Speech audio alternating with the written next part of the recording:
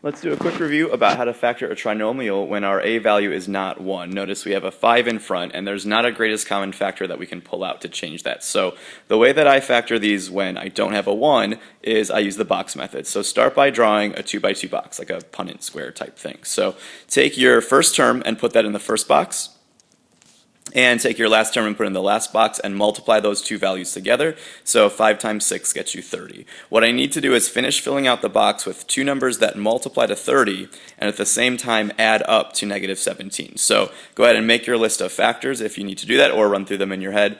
We've got 1 and 30, 2 and 15, 3 and 10, and then 5 and 6 would work as well. And so there's my complete list of factors of 30. Knowing that they need to multiply to something positive but add up to something negative, I must have two negative signs. So going through and making all your signs negative, I can see the combination that's going to work is negative 2 and negative 15. So those are the two values that go in the box. It doesn't matter where they go, so just put them where you want them, but do make sure they have x's with them.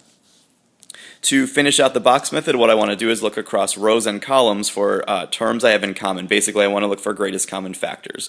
So between negative 15 and positive 6, both of those numbers can be divided by a negative 3. I always want to match signs on the outside, so I'm going to make that a negative 3. Along the top row, all those have in common is a 1x.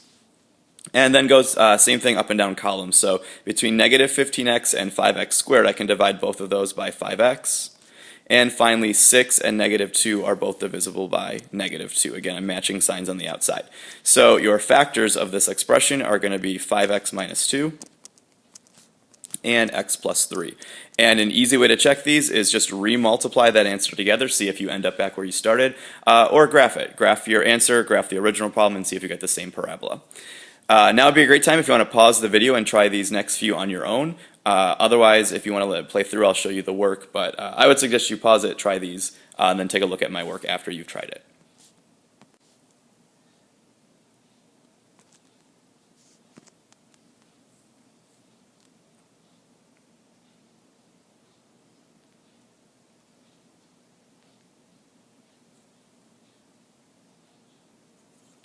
Hopefully you came up with those same answers. Otherwise, go ahead and ask me a question in class. And this final one, I wanted to pause and actually talk about that one. I don't need to use the box method for this. I could if I wanted to. I would just have to recognize that my middle value, my middle term, is actually a 0x. So I would need to find numbers that add up to 0. I could do the box method. Otherwise, I'm noticing that this is just a difference of two squares problem. It is subtraction. Both 9 and 64 are perfect squares, and it's a binomial. So I'm going to go ahead and use my difference of two squares method. The way that worked, if you forgot, is it comes down to square roots. So let's take the square root of 9x squared. That gives us a 3x in the front of both parentheses, and then the square root of 64 gets us an 8, and the only difference in the pattern for difference of two squares is that one parentheses is a plus and one parentheses is a minus. And finally, to review factoring, we have these last couple. Again, we have a values that are no longer 1, but our key was check for that greatest common factor first. So I'll do a couple of these together, and then I'll let the video play through to try the other ones. Or you could try them and then watch the video. So first term, it's a binomial, but it's not difference of two squares. 5 and 45 are not perfect squares. Instead, though, I recognize that there is a greatest common factor of 5, so I'll pull that out first, dividing both terms by 5. And now what I notice is in parentheses, now I do have difference of two squares. So keep your GCF, don't let that vanish in the work. Square root of x squared is x, so that's in the front. Square root of 9 is 3, so that's in the back. Make one positive, make one negative, so there's my completely factored answer. I'm actually going to do the one right below it next. Again, two terms, but it's not difference of two squares. I'm noticing that both terms can be divided by a 5, and actually I'm going to divide by negative 5, take out a negative 5. I always want my first term to be positive. Also, there's a z in common. Both terms have a z in them, so I'm going to divide out a negative 5z. What's left over then is going to be just a positive z, and then a minus 4, and I can't factor that again. In parentheses is not difference of two squares because I just have a z, not a z squared. So that's been factored all the way just by using greatest common factor. Next up, I'm going to move to the top right of the screen. I want to try to factor this. It looks like box method because there's a 6 in front, but remember, always look for a greatest common factor before you start. And when I do that, I notice that my greatest common factor is 2. I could divide everything by 2. So I'll pull out a 2. leaving behind 3x squared minus 7x and then plus 4.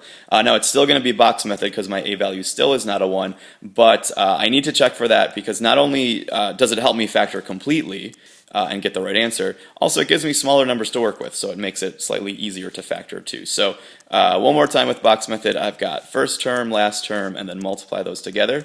I need two numbers that multiply to a positive 12 but would add up to a negative 7.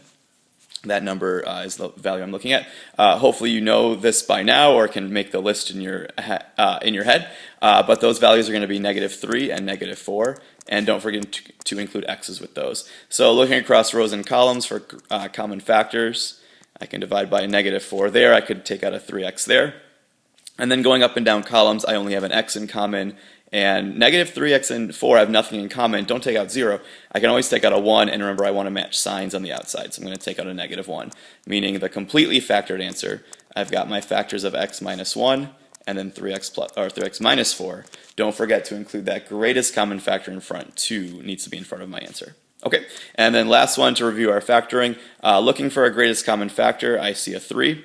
So I'll pull that out and get 4p squared minus 7p and then plus 1 once I've divided everything by 3.